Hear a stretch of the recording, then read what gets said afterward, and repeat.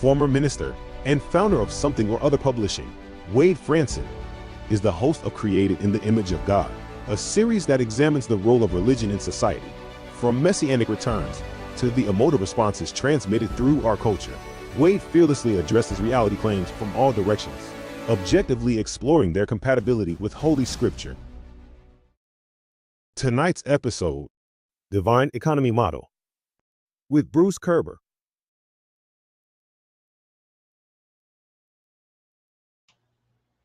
Hi, everyone. It's Wade Franson here, Created in the Image of God. Tonight, it is episode 110.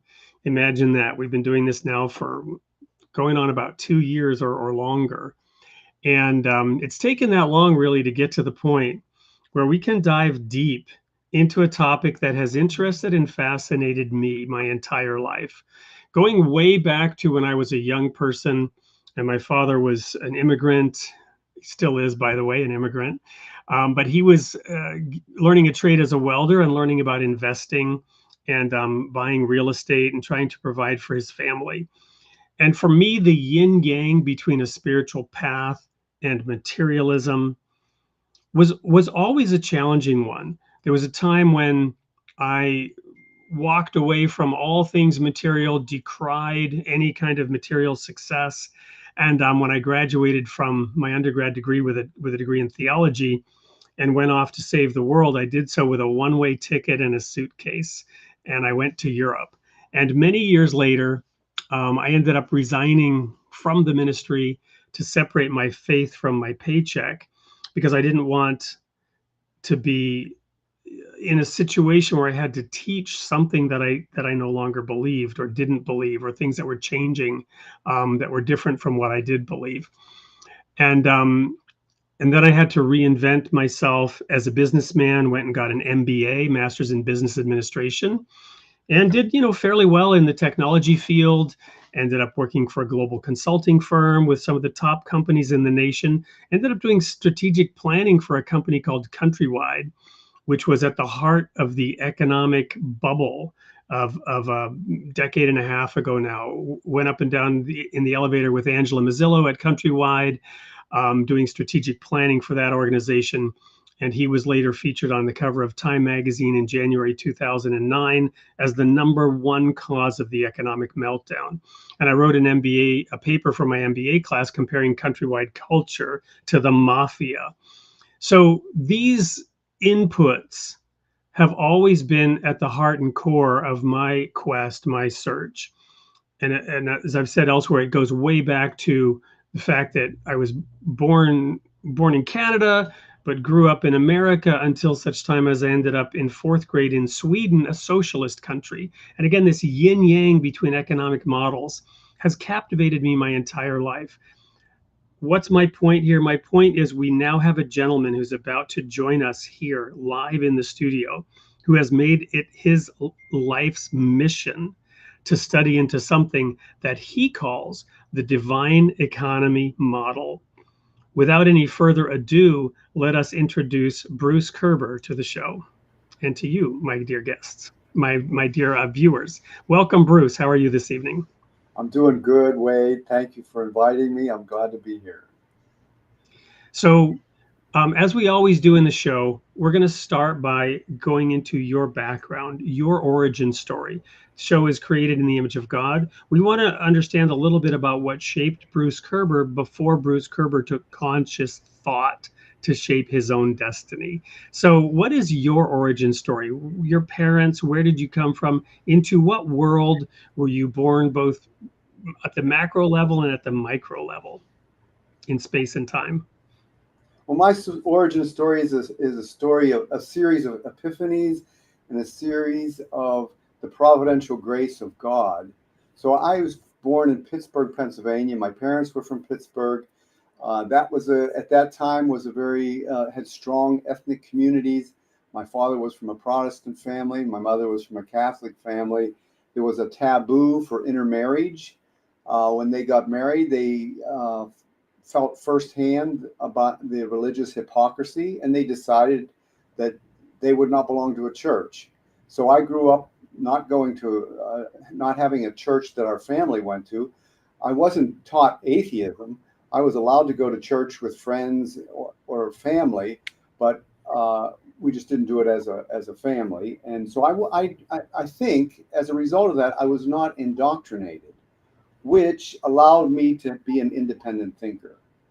So I grew up in a small suburb. The school district that I was in was small. So after elementary school, I actually went to what was called a junior senior high. And at that point, right between those schools periods, I went to a basketball program for 2 weeks. It was hosted at the high school, but all the elementary schools from the area would bled into that. And that's where I first encountered some black students. I had never met any black individuals before. And I became friends. It felt really natural. That was an epiphany for me. It was an understanding of the oneness of mankind. And so, in addition to that, I never learned prejudice in my home. In fact, some of my heroes were the great black athletes, Roberto Clemente, Mean Joe Green, Franco Harris. So I really had no problem with any of that. And at the same time as this period in my life, my grandmother, who was a Catholic grandmother, she converted to uh, Unity, which was a non-denominational church, Christian church, and she loved talking about her spiritual journey. So I would listen to her conversation. She talked about the oneness of religion. She talked about universal mind, and it kind of began giving me a spiritual perception. And at that same, so then a little bit later, I started enjoying the music of the era with a lot of rock and roll going on, big name artists and bands that were really very prominent and successful. Pittsburgh was an interesting place because it had some three major venues, and so these bands and artists, when they were traveling on tour, they would come through Pittsburgh, and so I started going to concerts. I was going like 2 or 3 a month, you know. And here's how it worked. My father, he would take me to my grandparents' house because they lived right across the street from a streetcar stop. I would get on the streetcar, take that downtown, and then go to the concert, get back on the streetcar, go back to my grandparents, spend the night, and my dad would pick me up the next day. So that's how that kind of worked. When I graduated from high school, I went to live with my older brother, and he had a really large collection of albums, and I would listen to those albums. The thing that was interesting about albums back then, they were like photo albums. You open it up and the lyrics would be written on it. You'd have pictures of the groups and the artists and stuff. And so one of the my brother had a couple albums of Seals and Crofts, and I really liked their music. And one of their albums was called Diamond Girl. And when I opened it up, it had a picture of Dash Crofts and his wife Billie Lee, and Jimmy Seals and his wife Ruby Jean. And that was an interracial marriage, and that was another epiphany for me. It felt just like this is the right way of solving some problems. So when I found out that Seals and Crofts were coming to town, I made sure I went to the concert. I went to my grandparents' house. I got on the streetcar, went downtown, went to the concert. It was a fantastic concert. They invited anybody who was there to stay afterwards, and they talk, have a conversation. We'll get to know them. So I went to that, and when anybody who was there, they gave everybody there a rose, and then they talked about the oneness of mankind. They talked about the oneness of religion, and I remember then when I went back, I went back to my grandparents. I woke up, the next morning, and my grandmother loved to have those kind of conversations. So we spoke about the message that they were sharing, and everything was really interesting and I think this is a time when I was starting to mature. So I was going to a junior college. I had some really good instructors. I enjoyed that. I was good in math. I was good in science. I decided to stop smoking marijuana, to stop drinking, and just focus on my academics. And so I also identified at that point my career interest, which was to be a forester. So I applied to Penn State to the forestry program, and they accepted me. remember the last class that I took at junior college was an economics class, and I enjoyed it. You know, that was my first introduction to that. So what happened then? My dad got transferred. He got transferred to Cedar Rapids, Iowa. So that next summer, after before I went to Penn State, I went to Cedar Rapids with my parents, and during that summer, I just kind of read as much as I could about forestry. Then I went back to Pennsylvania to go to Penn State. Well, this was a providential grace of God, because when I got there, I went there a week early because it was an orientation week, and one of the features of that was that they'd have all the student organizations would put up their information tables, so you could go and see what was going on. And I was walking along, and I get to this one table. They had a placard there and said, "One God, oneness of religion, oneness of mankind, equality of men and women, essential harmony of science and religion, elimination of prejudice of all kinds." It was like a checklist for what I believed. And so there was a guy named Ira Grafman who was sitting at the table. And for some reason, out of the depths of my back in my mind came out this question: "Is this what seals and crofts are?" And he said, "Yes." So I was like, oh, that just was accelerated my interest. So I just gobbled up all the literature that I could get. And he noticed how sincere and excited I was. So he made sure he gave me his phone number. So still, there was a couple of days before classes started. So I just start reading all these pamphlets, learned about Baha'u'llah, never heard of him before. So I called Ira, and I went to his house, met his wife. He answered my questions. And then he gave me an introductory book called Baha'u'llah in a New Era, and a prayer book. And so that was another epiphany for me, because even though I never prayed, in my life, I had never prayed before. But in addition to that, I had never read the Word of God in the pure form. So when I read the prayers revealed by Baha'u'llah, I recognized instantly the power and the beauty and the might of the creative Word of God. So I shortly after that, December 10th, 1977, I became a Baha'i in State College, Pennsylvania. And there were 10 Baha'is there. Half of them were international students. So then that year ended, my academic year, and I was finished with my junior year. I went back to Cedar Rapids for the summer, and I thought, well, I'll see if there's any Baha'is here. There was a gigantic, dynamic Baha'i community there of over 40 Baha'is of all ages. They had all kinds of activities and firesides, deepenings, and picnics. And a lot of people my age. It was really amazing. Well, then the next providential grace of God came, because that summer I went to a 1-week long Baha'i school at a permanent Baha'i school called Lou Helen, and it was in Michigan. And that whole week I was there, and the hand of the cause of God, Mr. Kadem, was there, and his wife, the auxiliary board member, Mrs. Kadem, were there. So I was immersed in that beauty and knowledge that they shared. So I went back to Penn State, worked on my bachelor's degree in forestry.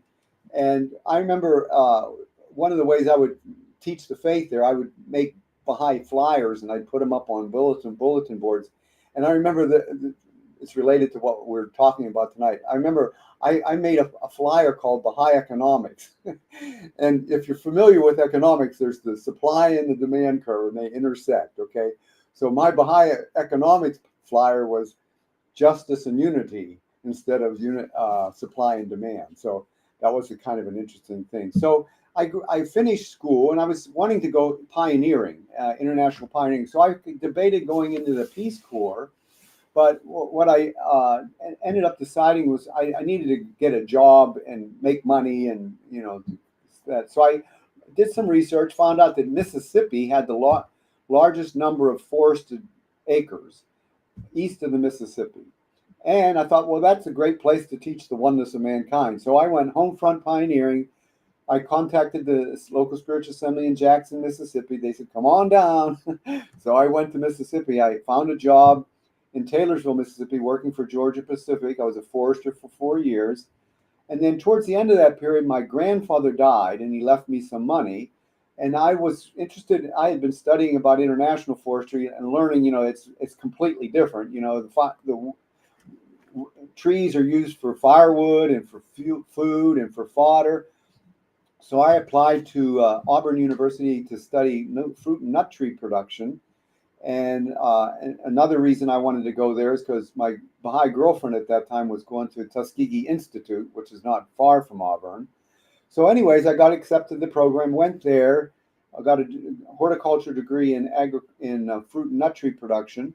While I was there, the Auburn Baha'i group, we sponsored a luncheon. And we invited prominent individuals to that luncheon to help them become aware of the persecution of the Baha'is in Iran. And at the luncheon, I sat next to this professor named Dr. James Stallings, who was in agriculture and economics, and he had worked internationally quite a bit, and mostly in Tanzania. So when we were discussing, and I was telling him I was interested in international work, and I was finishing up my degree in horticulture, he invited me to be his graduate student in agriculture economics.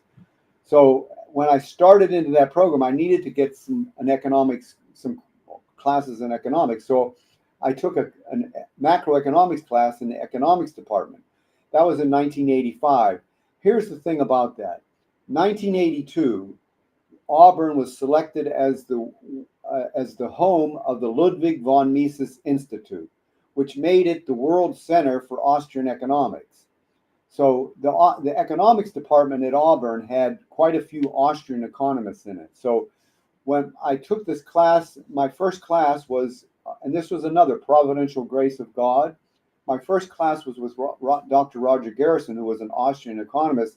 He taught me about Austrian economics, and I fell in love with it. And he became my mentor. He was on my committee, and everything I did, I bounced off of him. And anyways, because I was at the beginning, I was there at the very beginning of the Mises Institute. I'm actually a charter member of the Ludwig von Mises Institute. So anyways, I got a master's degree in economics. I was still interested in international work, so I decided to go look for apply for a PhD at the University of Arizona in dryland forestry. I got accepted. I went there for one semester, and then there was a month off. My parents said, well, come to Iowa, paint our house, we'll pay you. So I went there for a month. And while I was there, I got there one day. The next day was feast day. I called the Baha'is. They found out where the feast was. I got there a few minutes late. This house that it was in kind of had an L-shaped room, and I was sitting in it, and one of the individuals, a young woman, recited a prayer. And when she did, this feeling in my mind and thoughts were, well, that's a devotion and steadfastness like Juliet Thompson, a famous early Baha'i. That was what came to my heart when I was hearing that. And then so after feast, there's a social, and I got to reacquainted with all these Baha'is. In fact, there was a Baha'i who I knew from Georgia who is now living in Cedar Rapids. It was a really fun thing. Anyway, so I eventually got to talk to the woman who read the prayer, and her name was Jeannie Smith. And I remembered her. We had known each other from before. But one of the things she said was amazing.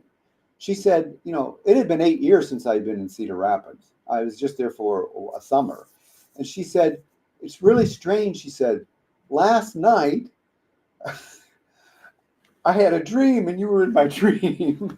So my feeling about her steadfastness and devotion, and her feeling, that there was definitely some divine mystical things going on. So we wanted to be with each other as much as we could, because I was only going to be there for a short time. And 1 week of that 1 month, I was going to Pittsburgh to visit my grandmother. So it was a very short time, but we did as much as we could together, and we decided we were going to get married.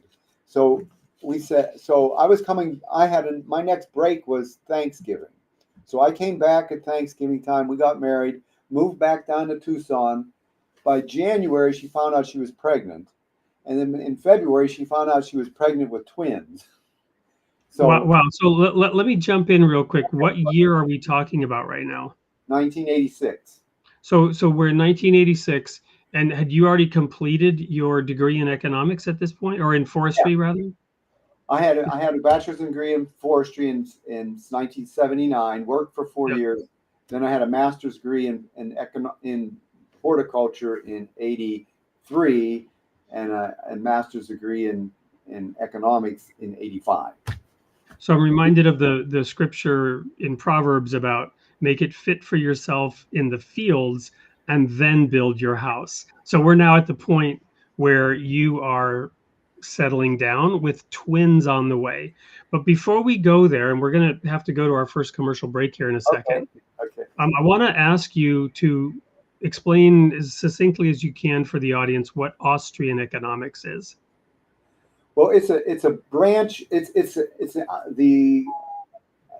comes from classical liberalism. Basically, what it does, it recognizes that the correct scientific methodology for economics is subjectivism, because humans are subjective. That's different from the other branches of economics. And I'm looking it up here. There's a nice quote here that economic theory should be exclusively derived from basic principles of human action. Right. That's true. So I think that's going to be a good segue when we get back into the next section and start talking about your divine economy model. Okay.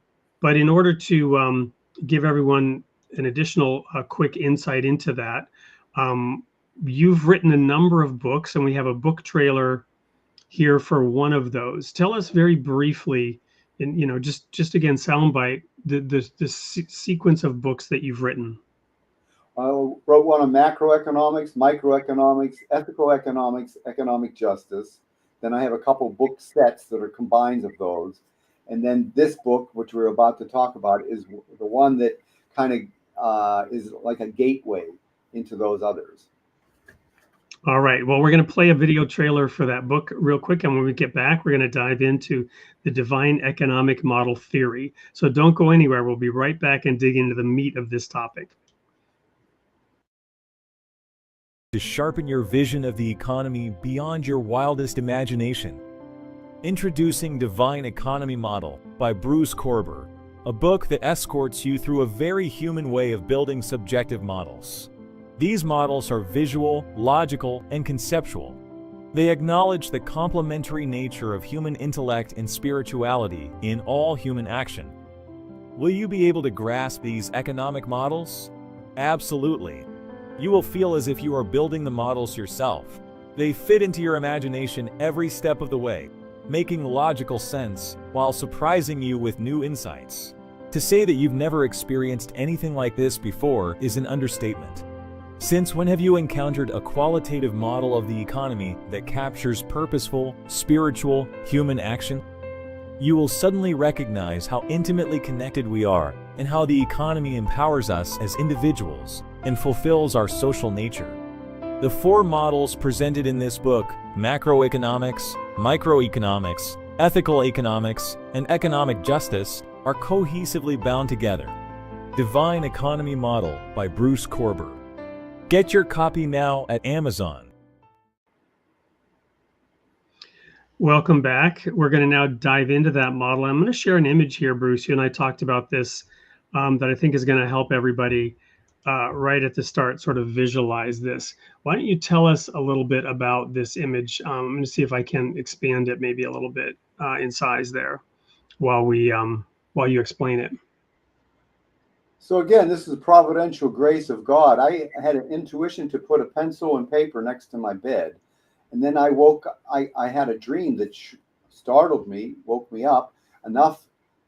And I know myself well enough that I don't remember my dreams. So anyways, I wrote down what I saw in the dream. And then in the morning, I looked at it and I knew it was a significant contribution to economics. And this is what I saw. And so it has the human spirit, transformation, law, and order, with the center is divine economy. And so I just used my technical training as an Austrian economist, which is using the methodology of subjectivism, to unfold the secrets and all the depth of knowledge that's within that image. So that's what I did. So my first book basically just looked at this as the macro model of the economy. And in my second book, I delved into the heart of this. What happens when? Well, I mean, I'm not sure. Let's stop there and see if there's any comments you'd like to make or whatever. Well, so I'm sensing that your economic model was definitely inspired by Austrian economics. Yes. However, you have a spiritual view of us humans, right, and our purpose. I know that in the Baha'i faith, there's the idea that work is worship. We were at a we go to a senior assisted living facility every Sunday, and we share just spiritual discussion with the people there. And there's this prayer. It's actually a Baha'i prayer that says, "Strive that your actions day by day might be beautiful prayers." Right. So our actions can actually be viewed as a form of prayer, and work is a form of worship. So human activity, being the basic input in Austrian economics, you've taken that and transcended it. Is that fair, or am I don't mean to oversimplify it, but No, I think what's happening again. Austrian economics comes from the tradition of classical liberalism, and classical liberalism was how economics developed, and it was inspired by monks, people who were trying to find spiritual solutions to things. Well, even though Austrian economics uses that same methodology, there really was an absence of this core understanding from classical liberalism of the harmony of science and religion. So that's why the divine economy theory is so important, because it brings that back. It brings it back to the core of classical liberalism, which is this harmony of science and religion. There's no incompatibility there. In fact, they enrich each other. And so that's what this model does. It acknowledges both the subjective nature of humans and the spiritual nature of humans. So I'm reading now again a definition, because I'm a novice. I'm deeply interested in this, and I have been looking at it my whole life from an experiential perspective, personally exploring within systems how this works, including, as I mentioned earlier, my time at Deloitte Consulting, Deloitte being an auditing firm, and managing the profit and loss statements, and we were also involved in Sarbanes-Oxley and these other methods of integrating business into society in an enhanced way. So experientially, I've been involved in this, but from a scholarly perspective, sometimes these terms need to be stated in simple layman's language. So here I'm reading classical liberalism is a political tradition and a branch of liberalism that advocates free market and laissez-faire economics and civil liberties under the rule of law, with special emphasis on individual autonomy, limited government, economic freedom, political freedom, and freedom of speech. Yes. All principles I would agree with and heartily endorse personally. I would stipulate, however, that this whole idea of free market and laissez-faire, that needs to be unpacked a little bit, because for me, and this is something I've pondered, the idea of a market requires some version of, you might say, regulation, because it requires law and order, right? You had law and order in your image that you shared earlier. It says under the rule of law. So a free market is not, what's that modern term, right? There's a modern, what's the term I'm looking for? And certain people represent this. Anarchy. Well, anarchy is an extreme form, but there's there's a different term that's used today, right? And I'm thinking Ron Paul, right? Ron He's Paul. he's known for the. I'm having a brain freeze on the term here. Do you know what I'm referring to? It's not anarchy, but it's Minarchism? no. In any case, the rule of law and some regulation is required in order for a market to function. Well, here's the thing. What a market really is, it's voluntary social cooperation. So Libertarianism. Libertarianism is the word I was looking for. Libertarianism. Okay, yeah. Yeah. Law is found. See, here's the thing. If you look at science, what science does is they discover laws, and in the physical world, in the natural sciences, those laws are like gravity. You know, they're discovered, and then things can be understood based on that. And so, but the whole reality of it is they have to be discovered. They're not created. Nobody creates the law of gravity. They discover it. And the same thing in economics. There are laws, and the laws are discovered. They're not created. And that's the difference. We're living in a world where these laws are created, and instead of being discovered and then followed. If they were discovered and then followed, we wouldn't have the problems we're having.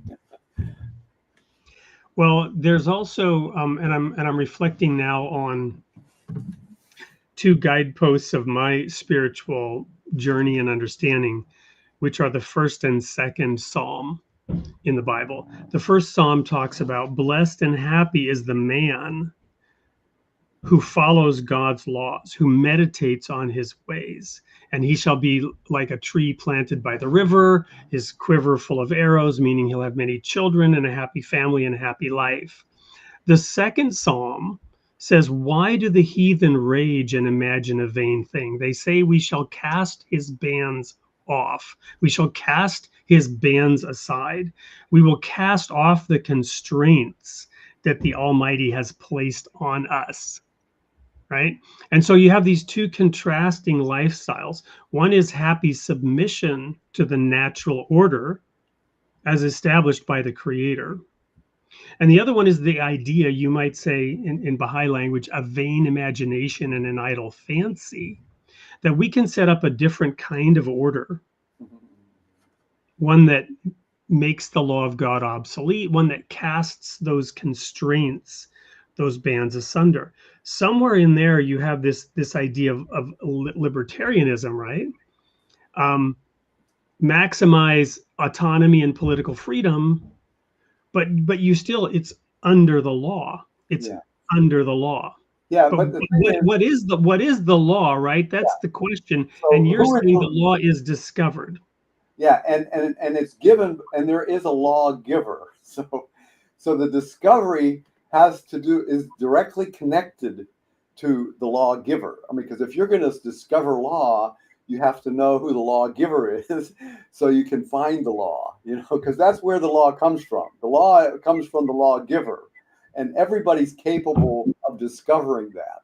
And so here's the thing. You know, every time a manifestation of God comes, they're basically a divine ethicist. They're a divine economist. They're the lawgiver, you know, and they potentially bring the kingdom of God on earth, you know. The difference. Well, so let's explore that for a moment. Okay. Because Moses is known as the lawgiver. Mm-hmm. I mean, he's known as the lawgiver. Yeah. But you've just said that the law is discovered, and I don't know if Moses by humans. Correct. Yeah. So Moses, when he came down from the mountain, he had received the stone tablets, right? Written by the finger of God, according to the testimony in the Bible. Okay. Which, by the way, for our Baha'i friends, Abdul Baha stated that it is the religious duty of every Baha'i to study the Old and New Testaments and to know them as the Word of God. right? So that's why I have no qualms about citing the Bible frequently and repeatedly, even though I'm a Baha'i. So Moses came down from the mountain with the tablets written in the finger of God. And when he did so, you might recall, the people were dancing around the golden calf, right? And in the Cecil B. DeMille's rendition of this, he threw the tablets at the calf, and the ground opened up and swallowed them or whatever.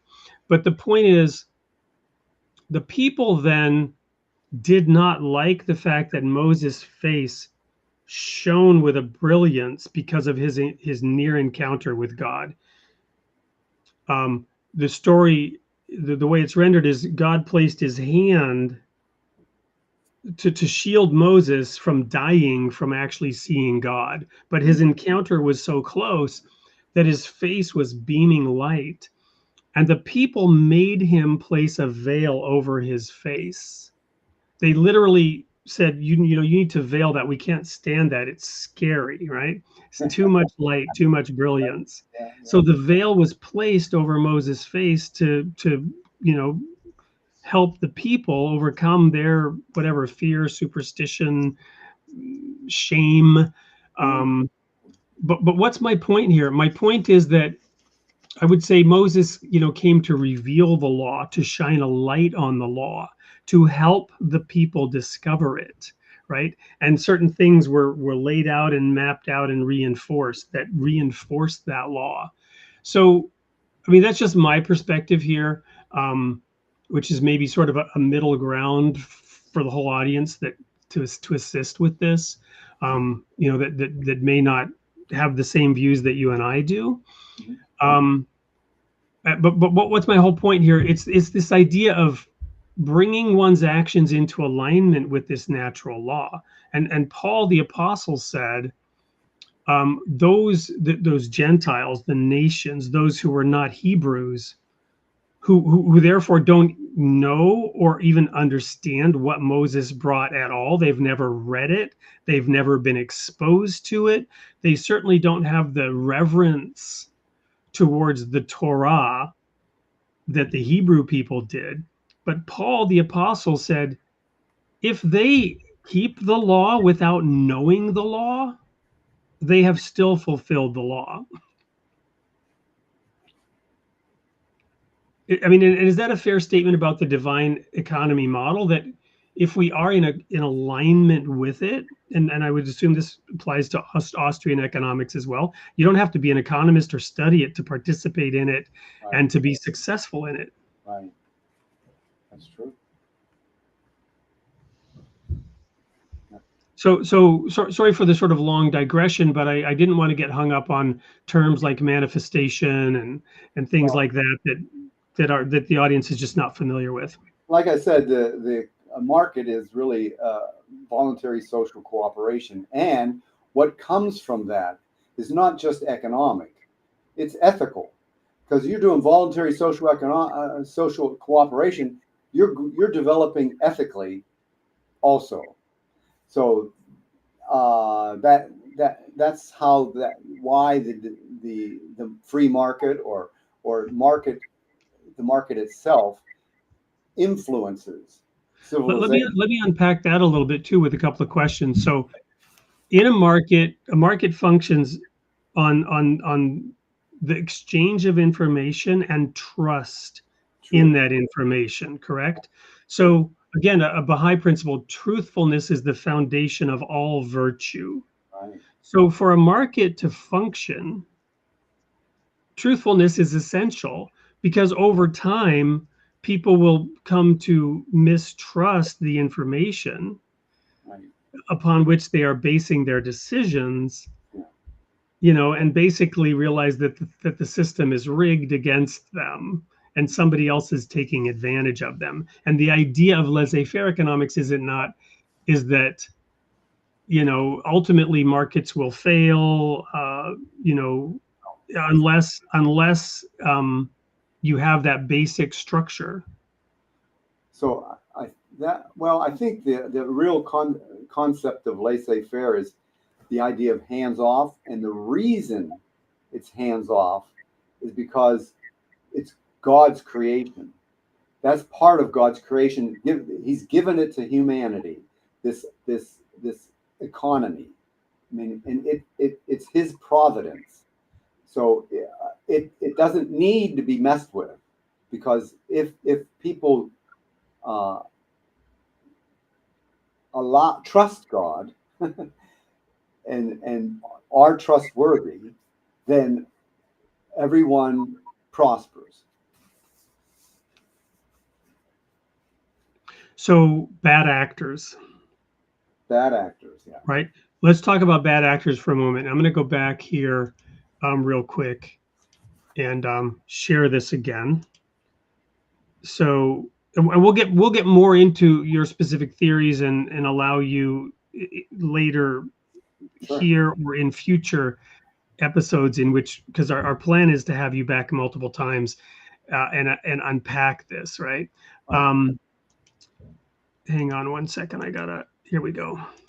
So we've got the law and order on either side of this, and transformation in human spirit. But so again, law and order, because this is where the rub is, and this is where there's a lot of debate and disputes around economics and regulation and so on. That law and order is in place in your model. So there is some kind of non-laissez-faire, right? In other words, somebody is enforcing that law and order at some level in order for all this to work. So help unpack that for us a little bit. Like I said, law is something that is discovered, and so if it doesn't need. I mean, it doesn't imply that it's also, everything is done through voluntary social cooperation. So there's nothing implied about law that it's coercive in any regard, because first of all, it's discovered, and when it's discovered, you discover it's not coercive, and because it's done through voluntary social cooperation. No one's doing something that's coercive. They're abiding by the law that they're discovering. So I don't know. Law, again, is an example of the law that I use. That the first element of this model on the law is property rights, because just like God is sovereign, we're sovereign. Just like God has dominion, we have dominion. So the property rights is the foundation of this law, and it basically that's where it starts at the level of the individual, is the dominion and the sovereignty of property rights for an individual. So that's where that part of that model is. And order, what the element of this model that describes order is market. It's the like you said, the exchange of goods and information. It's voluntary social cooperation. So it is orderly, but it's not coercive. It's not, and here's the thing: if we were talking about exchange and we were talking about a person being untrustworthy, what happens in this exchange process? If they're untrustworthy, it becomes known that they're untrustworthy, so no one will exchange with them in the future. I mean, there might be an instance where it happens, but if they don't act in a godly way, eventually they hurt themselves, because no one will voluntarily exchange with them anymore. So that's the order. The market is the order. Property rights is the law. So there's I think I do understand what you're saying, and I also very much agree with it, by the way. I've talked a number of times on this show about how religion, for example, which in one sense could be described as an idea. It's more than that, but it must inspire and not coerce, right? And as a former minister who walked away from it, again, to separate my faith from my paycheck because I was feeling coerced. And I also wasn't comfortable with the way in which even the very idea of an ordination was in itself coercive. In my role as a minister, I sought to minister to serve. There's a definition in the New Testament about ministers are helpers of your joy, helpers of your joy. And there's also the statement that the role of the ministry is in meekness, instructing those who oppose themselves, right? Which was another definition that I could live with. In meekness, instructing those who oppose themselves. But in the end, the very idea was of some divine authority, and you couldn't sort of disabuse the parishioners, if you will. We didn't call them that, but you couldn't disabuse them of that idea. And so they looked at you in the same way that, they wanted Moses to cover his face. In this sense, they wanted you to tell them what the truth was, or in some cases, what to do, what decisions to make, because they ascribed an unwarranted authority to anyone who had that role. And in the end, I found I couldn't serve people because of that situation, because my goal was to always point them to God, and, well, you need to read your Bible and you need to pray about that. But that wasn't how the role was expected to be fulfilled and perceived, right? There was some degree of coercion in it, which is my point. So as you map out the divine economy, the devil is in the detail. The rub is where the rubber meets the road, right? So, for example, Cain and Abel, the first two human beings. Now, it wasn't a marketplace, it wasn't a transaction, but you might say they were both trying to curry favor with God because they were giving an offering to him. And whether they were or not, that's an internal matter of what their attitude was. But God looked favorably upon Abel, and he looked less favorably upon Cain because of the nature of the offering that was brought. And this caused jealousy, and Cain ultimately slew Abel. So now you have murder, right? In the first, example. So murder can happen for many reasons. It's often happened because of greed. We watch movies and shows all the time that center on that idea of some heist, some theft, and murder is happening, and carnage is ensuing, right?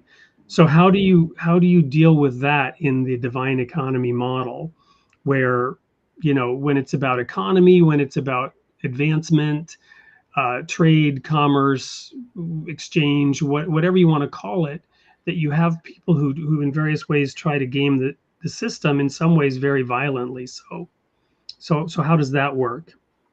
Well, it's the whole picture. There's human purposeful action. There's transformation that's taking place. There are laws, discovered law. There is order, and none of that is disconnected from the harmony of science and religion. So each of us is responsible for using our gift of the entrepreneurial spirit that is inside of us, that causes us to be alert or to not be alert. I mean, if we choose not to be alert, we're just going to go through life and not really raise ourselves up to our potential. But if we're alert, we're searching, we're seekers after truth. And when we're seekers after truth, we're going to discover laws. We're going to operate voluntarily, exchanging with others through voluntary cooperation. We're going to act and to be transformed by the acts. So if there's individuals who are so here's the point that I'd like to make is that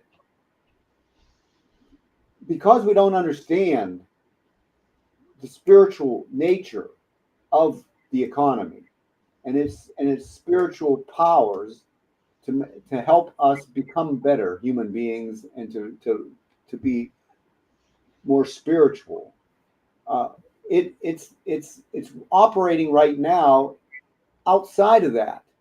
And so there are things going on that are not good, but the only way to fix that is to give them the truth, and the truth is that the economy is divine, and that there are and all the things that are necessary for the economy to bring prosperity and peace are at our fingertips, and it's through knowledge that we can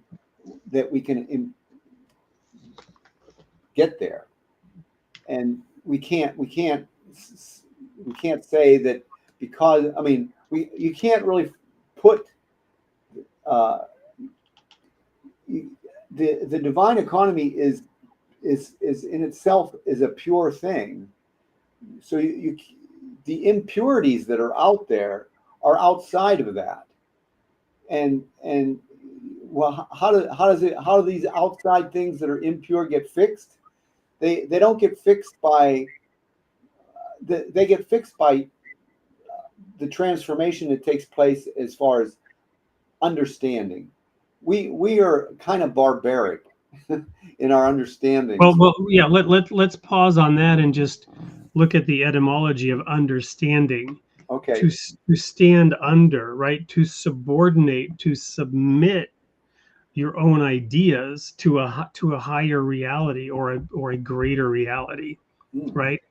And yeah, I mean, I would agree with you completely, and I appreciate the way you're trying to express this.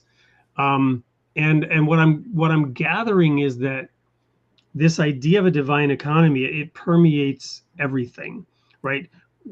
Everything that we have and everything that we experience is just a gigantic gift from God.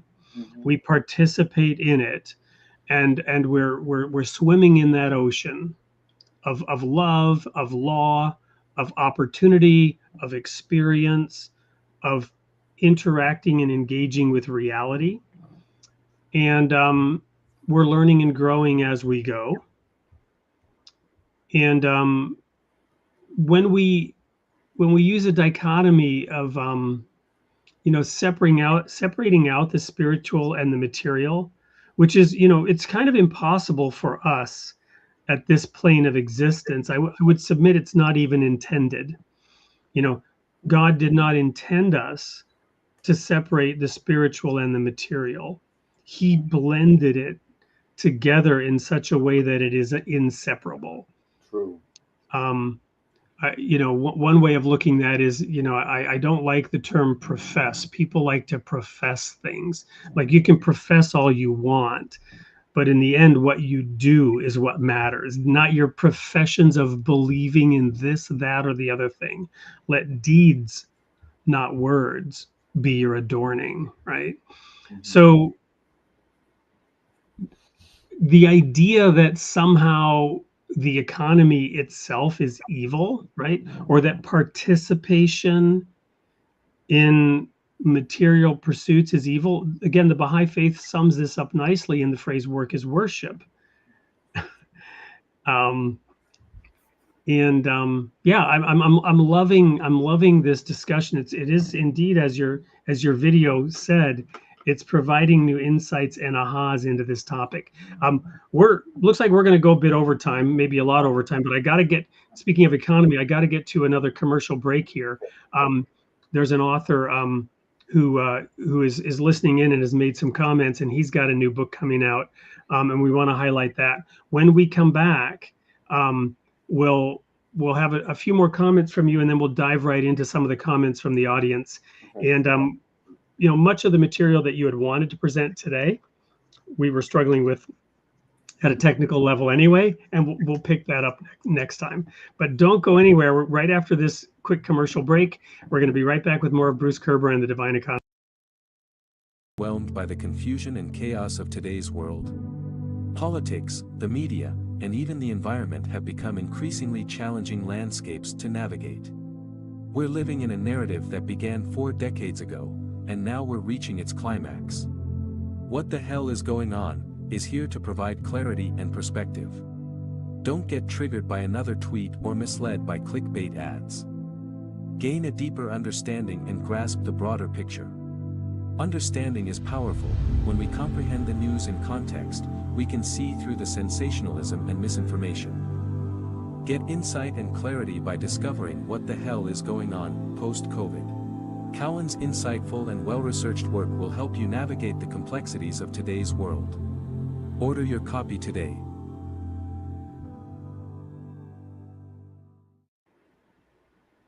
Welcome back to Created in the Image of God. I'm your host, Wade Franson. We're here with Bruce Koerber, the originator of the divine economy model in terms of its publication and the idea, not the originator of the model. That's a much higher source. But he's the writer of a number of books, and we're here diving deep into the topic of exactly what is this model. We'll show the little image there again, Bruce, and invite you to provide some wrap-up comments for tonight's episode on what we've been discussing before we then dive into some of the comments from the audience.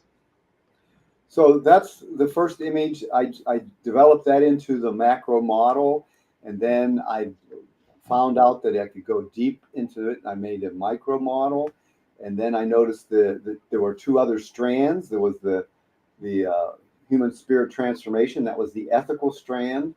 And then I noticed the orders strand, and that's the economic justice strand. So I wrote those 4 books, and all 4 of those constitute the divine economy theory. We'll start right here with this comment from God Thought of It First. Seems like an appropriate moniker for this topic, right? I'm more curious as to what areas the divine economy model require further exploration or refinement. And I think we've just scratched the surface, Bruce. You've written a number of books, and this is just like the basic introductory sort of reading of the cover or the back of one of those books. And there's so much more underneath of it. But what would you have to say to God Thought of It First here? Well, I think for me personally, I'm going to, at some point down the road, follow in the footsteps of Ludwig von Mises and look at money and credit. Well. So that allows me to introduce one of my favorite topics. And you and I talked about this a little bit, Bruce, and going back again to the lawgiver Moses. Most people don't realize that Moses brought a very sophisticated economic model in which you had the seventh-day Sabbath, which was the sign of the Mosaic covenant, in my opinion. God said that it's the sign between me and you. Because of keeping the Sabbath, you have identified me as the creator, not just of this hill or that mountain or that lake or that valley, which was a common conception of gods in those days, but the creator of time and space and the maker of holy time, the setter of divine clock and divine appointments. But then he tied that in with a 7-year land Sabbath, and every 7 years the land was supposed to lie fallow. That land which you talked about as in this sense a divine right, because God said he gave it to them in perpetuity. And every 7 years the land got a rest, but so did the economy, because all debt was forgiven every 7 years. And every 7 times 7, the year of Jubilee, in the 50th year, not only was debt forgiven, but all the land reverted to its rightful owners. So you could have monetary debt for a period of 7 years, and you could lose your land for a period of 49 years. So if your grandfather really messed up, that land would still revert back to the grandchildren after 49 years. So there would be no massive ongoing aggregation of wealth. The extremes of wealth and poverty would be eliminated based on that simple mechanism, which was the grounding of the system of credit and debt.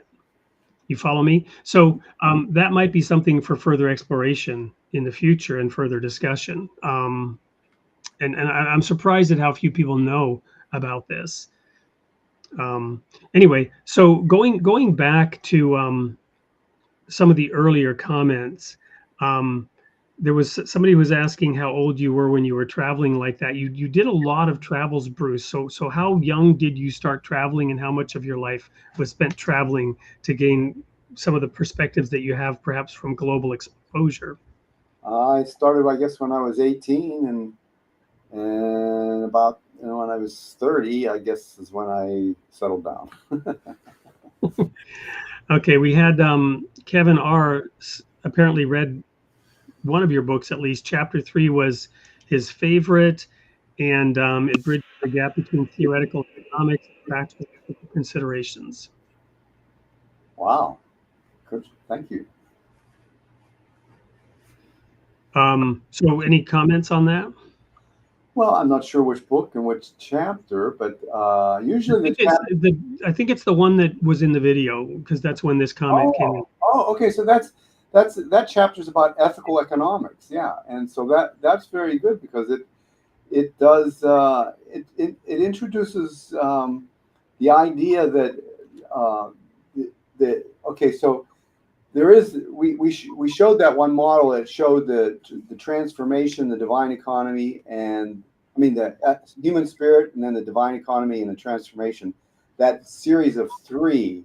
Well, if you the ethical economics model then puts juxtapositions another thing beside it with the divine economy in the middle again, but on the top is divine revelation, and then the bottom divine civilization. So you got this across the divine economies in the same position, but instead of like the individuals going through this transformation, and it's going both directions. You transform and then you act, and you transform and you act, that kind of thing there. Whereas the other side of that model is unidirectional.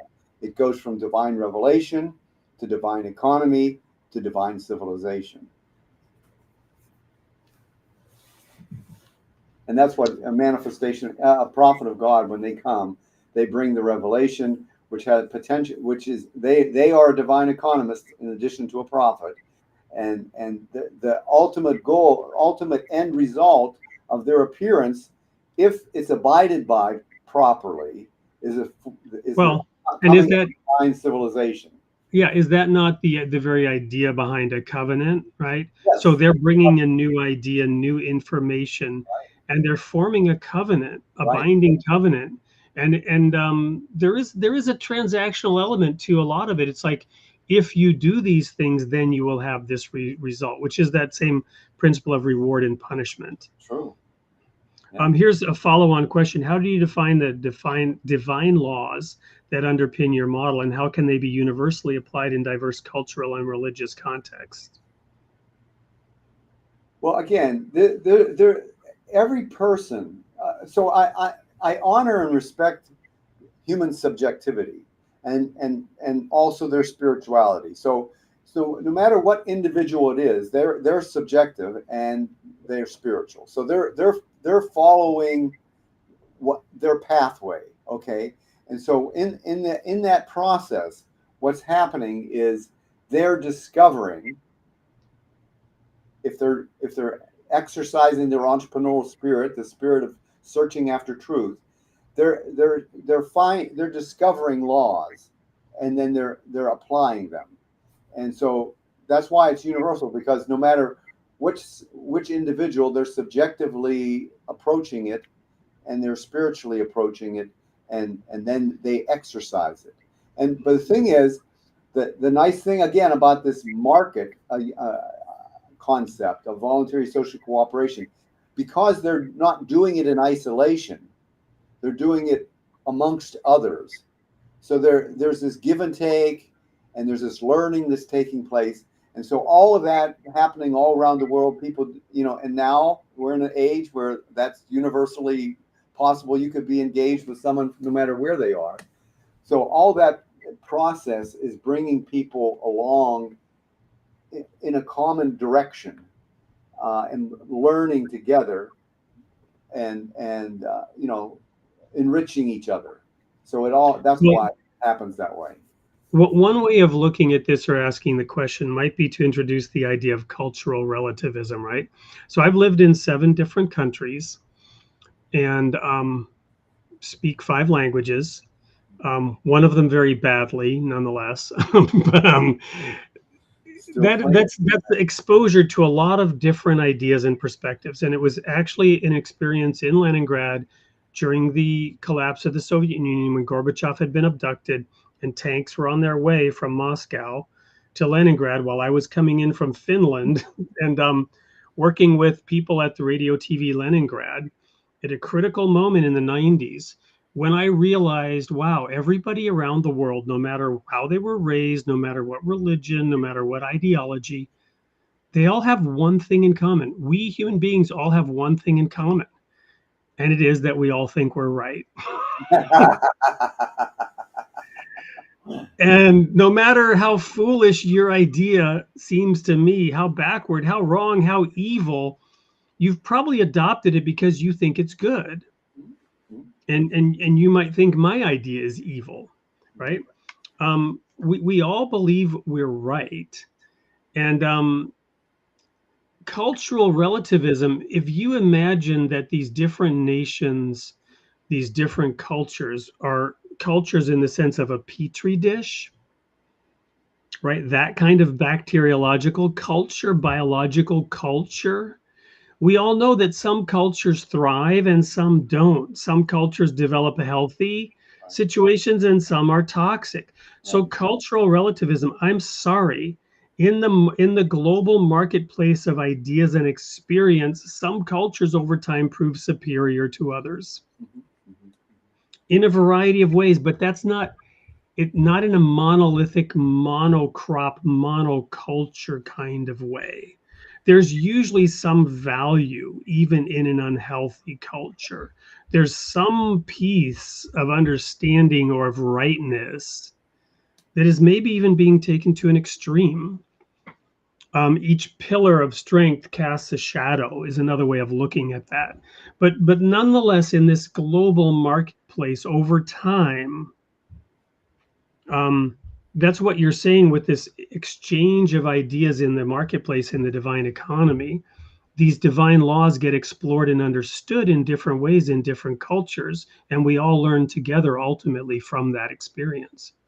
Yeah, one thing I want to point I want to make is some people think in these terms. They think that if someone makes a bad decision, they're not acting rationally, and that's incorrect. Everyone's acting rationally based on the knowledge that they have. They're subjective, you know. They don't know. They're making a rational decision, even from if it looks irrational to another person. But same, like you were saying, if the tables turned, they're probably thinking you're making irrational decisions. So, but the reality is, unless a person's under the influence of drugs or there's something seriously mentally wrong with them, every human being is making rational decisions. It's just subjective, is all. So, and that doesn't mean that a person who puts their hand in the fire is because they're whatever reason they're doing it, it's still rational. But they at the same time they you could also say that they haven't learned, yet. But well, I saw this little show recently. It was a magician prank show, and for whatever reason, I won't expand on this. But the magician was meeting with somebody who didn't know, and he was trying to convince her that after he disappeared, she would believe he was a ghost. And one of the things he had this little fan up his sleeve, and he literally put his hand over a candle and held it there. There goes my camera again. So. The point is that see, I'm turning into a ghost now right there. So the point is he held his hand over the fire and it was very rational to him. And this woman was aghast because this fire was hot, this candle, but his hand wasn't heating up because the air was blowing the heat away. For what it's worth. And there are all kinds of different ways and different reasons why people do things. I'm going to quickly see if I can get my camera to come back into focus here.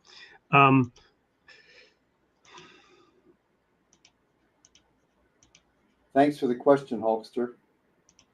Yep. And then I'd like to then show a couple more comments real quick. UP Monster, I'm actually curious how policymakers can incorporate the divine economy model into national economic policies without compromising on secular governance principles. Well, here's the crux of the issue, is that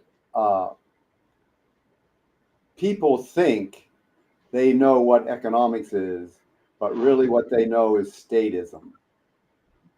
Okay. Thank you. They're not the Well same said. thing. And so any divisions or trying to manipulate things, that's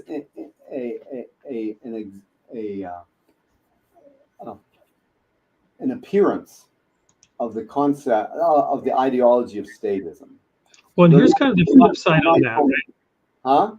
Here's kind of the flip side of that from Cameron. These sorts of things work better with cultural hegemony and a common religion. And I'm assuming you might disagree with that, depending on what he means by these sorts of things, right? In other words, you're saying, no, it doesn't work when you have that. Ultimately, it doesn't work. It might seem to work for a while in a limited context, or maybe it seems like a very big context over the course of several generations. It might seem to work, but ultimately it's going to collapse. Right. I think it's again short of it, the vision that a person has. If they're thinking in terms of right now and in this little situation. So here there's a famous Austrian economist named Henry Hazlitt, and he said a bad economist is someone who sees only the short run and only the immediate consequences.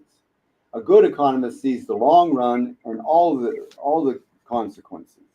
So if you have cultural hegemony and a common religion, at least hegemony being part of that common religion, then it may in the short run look good, and in that small domain look good, but that is a narrow vision, and it's bad economics as a result. We're not going to have time to get through all the comments. There are tons of them, but this is an interesting one. I'd like your comment on this. Doesn't laissez-faire principle lead to enormous prices?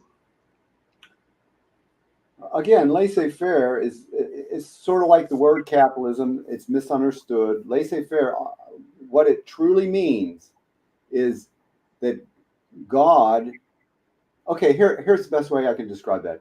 Okay, in economics, the idea of economic equilibrium, if something's out of balance, it comes back into balance. That's what this equilibrium is. And what is the force behind that? The force behind that is God, okay, the all-powerful. And so laissez-faire is allowing the economic equilibrium to work. So that would not in any way lead to enormous prices if economic equilibrium is at work.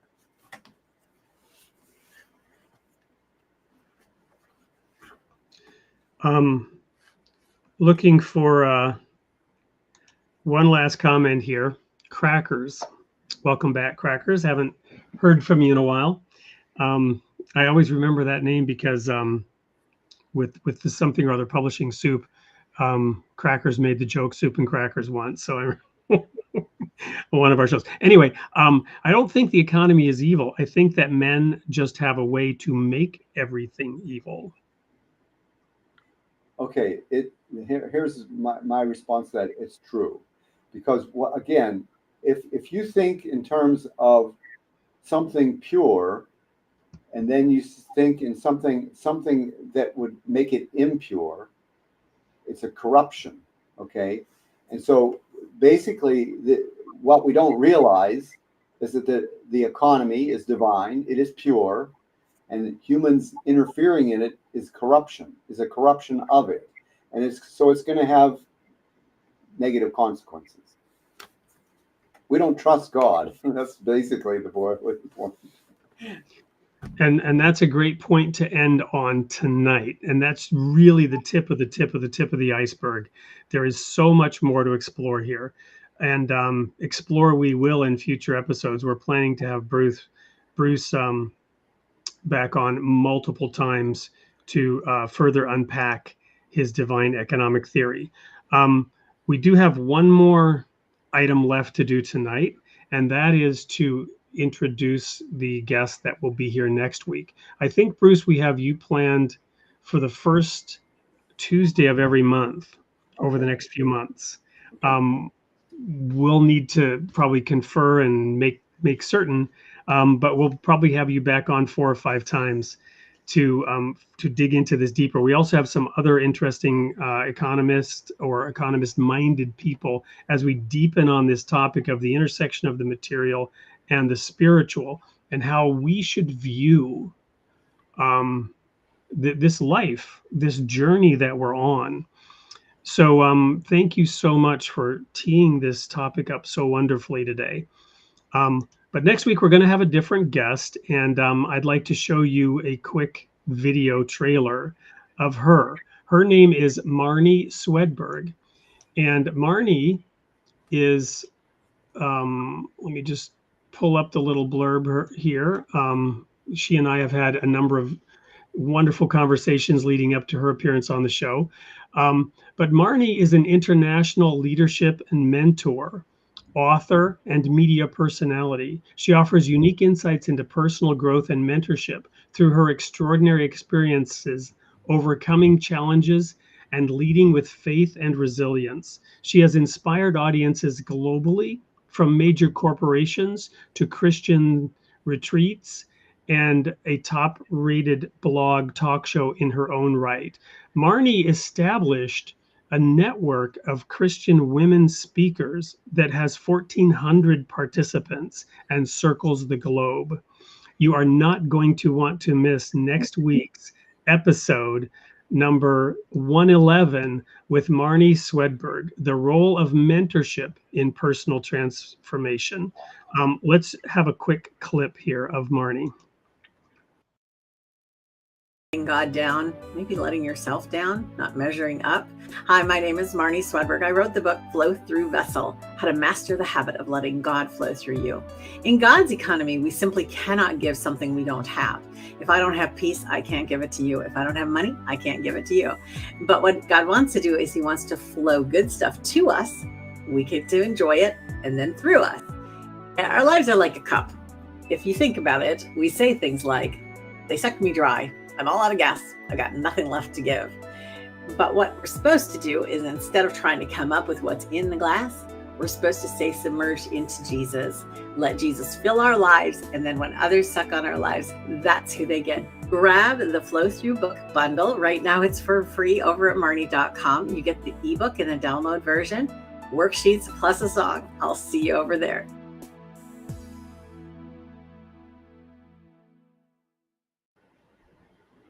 Quick sneak peek in what you can expect next week. A little bit of a personal application of some of the principles that Bruce has been expounding here with the divine economy theory.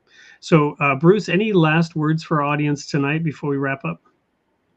Well, just that eventually it found a home in Africa, in Uganda, and there's a lot of stuff going on with a think tank there that's spreading the divine economy model to young leaders and entrepreneurs.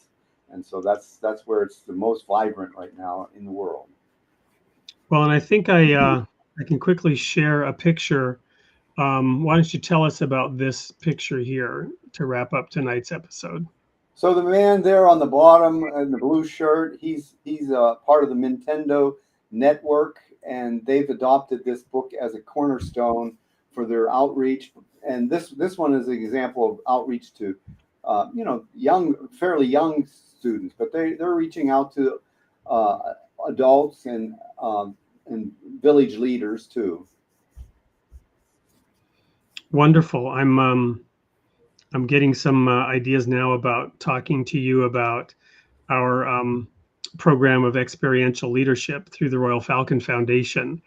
And we have a spring, summer, fall, winter camp program where we're planting, we're harvesting, we're integrating that harvest into the meals that are served during the program, and everybody's hands-on experiential learning about the vast abundance that comes from being in tune with nature and natural law, companion gardening, regenerative farming, all those principles that could transform our world if they were applied.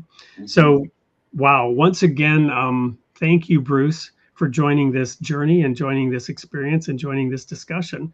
Can't wait to have you back a month from now. Thank you so much. I appreciate it. And to all of our audience, we're sorry if we didn't get to your particular chat comment. As always, send a comment to info@soupllc.com to win a free book, copy of Bruce's book. We didn't pick anyone tonight. There were just too many good comments and too much good discussion to get into it. But just send us an email, info@soupllc.com, and we'll share something out with you. So everyone have just a wonderful week until we see you back here next time. Same time, same place, 8 p.m. Central for Created in the Image of God.